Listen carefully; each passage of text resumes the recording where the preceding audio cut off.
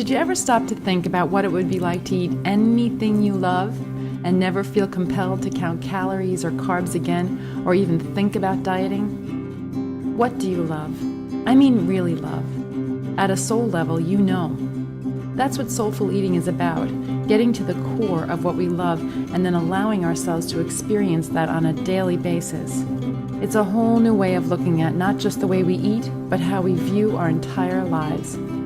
It's about realizing what feels fulfilling on a soul level.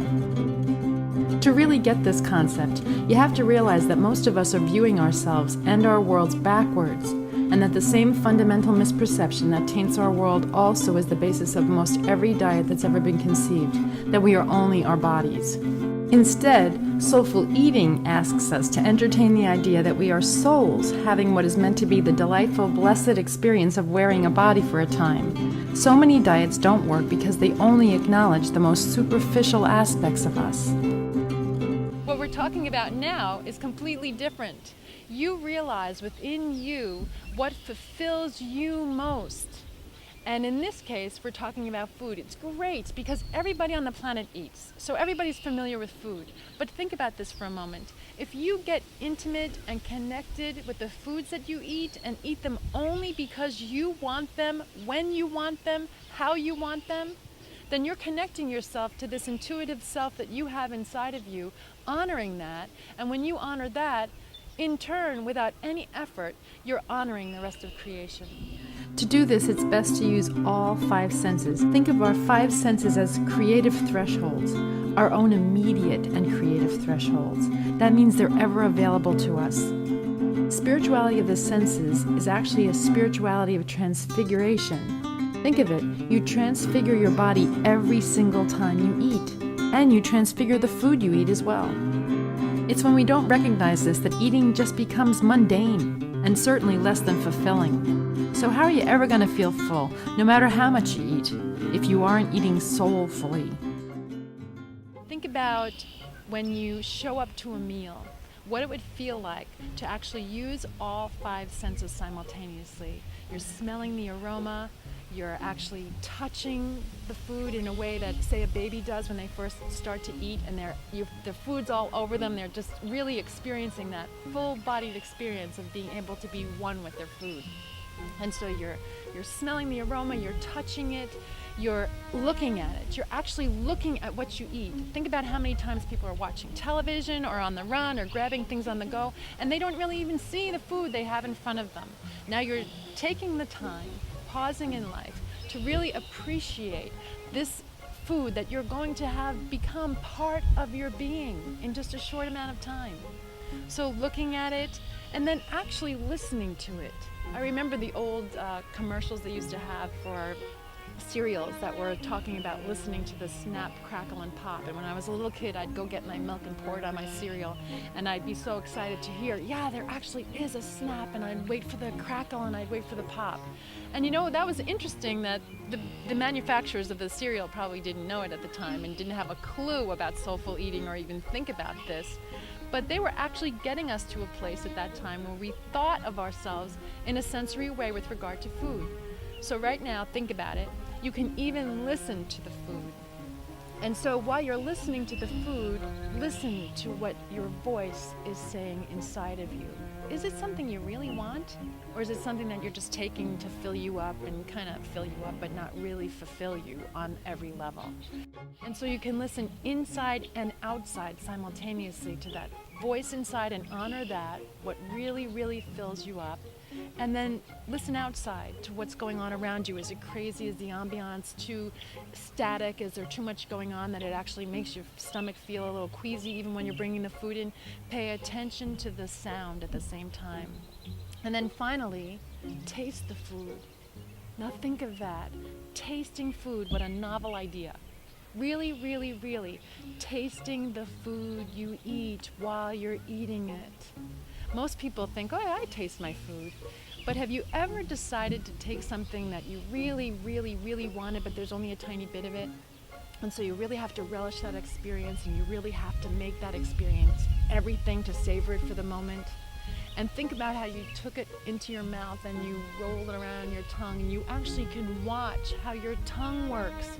This miracle of having this part of you that you don't even pay attention to, and it's tasting and sensing and feeling the textures of the food you're eating. I'm talking about possibly even chewing each bite 50 times and imagining what it's like at the beginning of the experience and what it's like at the end of those 50 chews. What do you have in your mouth then? And what kind of an experience did you have? Was it impatience? Was it absolute delight? Was it bliss of being able to savor something to that degree? So using all 5 senses really actually fulfills us more than we could ever imagine. Now think of that in relation to food. And now think of the experience where you give the authority to outside sources that say, eat this at this time and eat that at that time, and then send you a prepackaged meal possibly, or tell you to weigh it on a scale, or to have these things that are must-dos, must-have things for dieting. Now think about how absurd that is in a world where you're actually focusing on self-honoring, self-referral, self-authority in the process of doing something that's so important to you in your everyday life. Think of how this experience will bleed over into your entire life and empower you in every single aspect of your life. The axiom, or the whole method of soulful eating, is very, very simple. Eat with love, what's grown with love, prepared with love, and served with love. Now, think about that. How much of your time of your day do you spend eating? How much of your time do you spend preparing the foods you eat? How much of your time do you spend gathering or bringing in the foods you eat? And how much of your time do you spend thinking about food? Now, if you thought about love and the experience of eating at every single step of the way, think about how your life would change. Would you feel more fulfilled if you had more love in your life right now? Would you feel like you feel connected to your being, to your own physical being, to your own mental body, your vital body, your emotional body, if you started to think in a way that you were really honoring that you deserve love? So how does somebody eat soulfully? Well, again, eat with love, what's grown with love, prepared with love, and served with love. But how is that accomplished? In soulful eating, the first thing I discuss is being in the supermarket, or at the farm stand, or wherever you happen to be shopping for food, while purposefully choosing to be mindful. In other words, being entirely present while you lovingly select only that which enhances your feeling of well-being. I illustrate how it's possible to thoroughly enjoy the shopping experience by taking the time to use all 5 of your senses.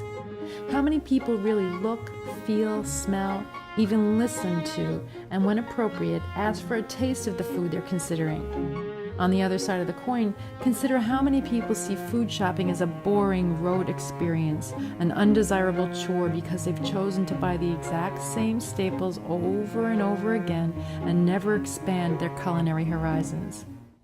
I also feel it's equally important to choose food that's grown with love. Soulful eating illuminates a lot of things about farming methods.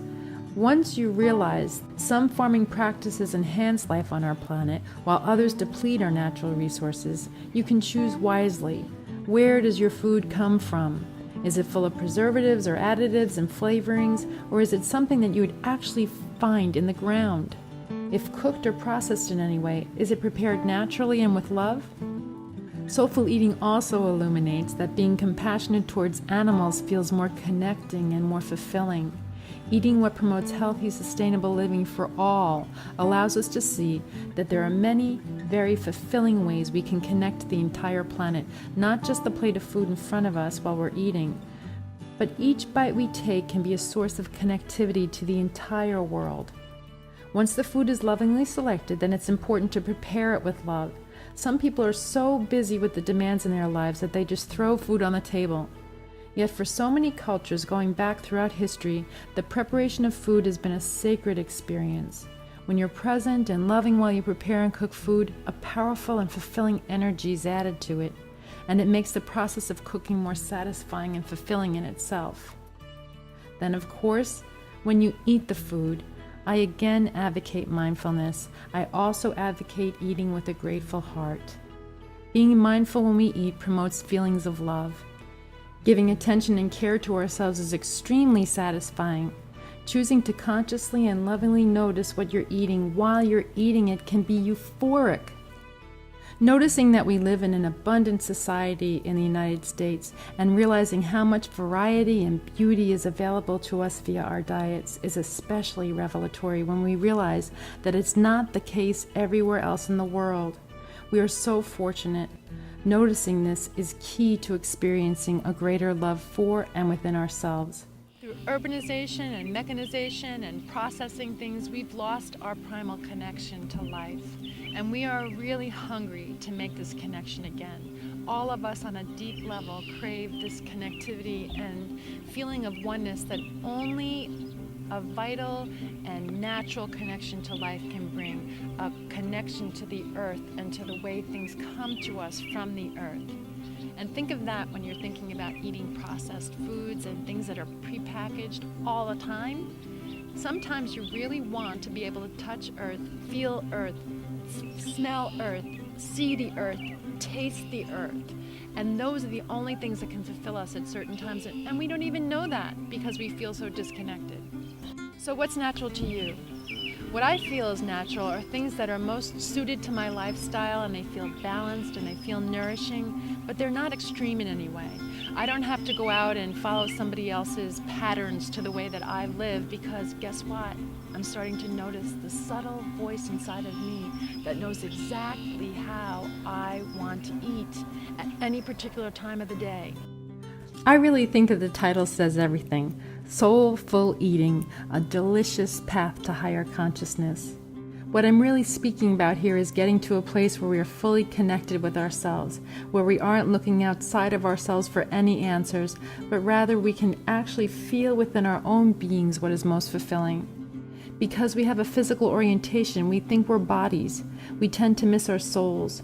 We forget that we just put these bodies on for what is a relatively brief time. In order to feel fulfilled in any way, we must return our focus to the soul, which was the whole point of coming here on earth to begin with, to evolve to a self-realized state. From my perspective, there's only two options in life. One is love and one is fear. If you're approaching food with love, then there's no fear around it, no diets necessary, no guilt, no pain, no overeating, overconsumption, or overindulgence. I believe that the more options people have or are aware of, and the more that they look at everything and then genuinely choose their own unique approach, what works for them, then the happier they'll be. I give all of the information I give in Soulful Eating because I feel the more informed a person is, the more experiences a person has, the better able they'll be to make the wisest choices about eating for themselves. Are your choices whole? Are they soul-based? What are the repercussions that will result from your choices? Those are the questions we all have to lovingly and compassionately ask ourselves. I feel that we can change the world one plate of food at a time. Sometimes we feel very overwhelmed with the many huge detrimental circumstances that appear to be looming over us all, such as global warming, for instance. These are things that seem so far-reaching in scope that the vast majority of people often feel quite impotent to do anything about them on a personal level. A person eating soulfully will find a sense of contentment, peace, and happiness that pervades their perception of the world. Why? Because by eating soulfully, they can play their part in the healing of the planet via their choices. That feels very connecting and very empowering to an individual. When one person chooses to love themselves, that feeling of love reverberates throughout the entire world. It starts with one individual and has a ripple effect. When a person feels supported, most especially when they feel it from themselves, it's easy to be supportive, kind, and compassionate with others. And that feeling affects each experience that everyone has. That is in fact very liberating. To feel this kind of connection each day to oneself and to the entire planet in a powerful, healing way while doing something as simple and basic as eating, that is just awesome. That is my vision for us all.